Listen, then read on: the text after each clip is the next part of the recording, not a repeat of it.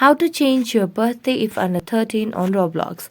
Hello everyone, welcome to this channel. I'm Emily and I'm here to help you out today. So without any delay, let's get started. So first of all, on the Play Store application, and make sure you have an updated version of Roblox application. So as you can see, there is no option of update, which means we have the latest version of Roblox application.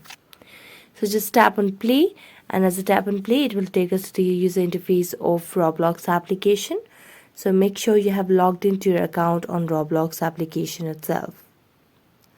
Now to do that, simply tap on the more section at the bottom right corner of the screen. So as you do that, tap on your profile. So when you tap on profile, tap on edit profile and then just scroll down, and here you can see the about section. But since we cannot find the birthday area, we're going to go back. And as you go back, you can just scroll down and tap on settings. Then tap on account info. And as you tap on account info, it will take us to our profile. So simply tap on the option of the birthday over here. So you can just tap on this pencil icon. And as you tap on pencil, you can update your birthday over here. So when you update your birthday, you can just change your birthday if under 13 on Roblox over here. So just tap on continue.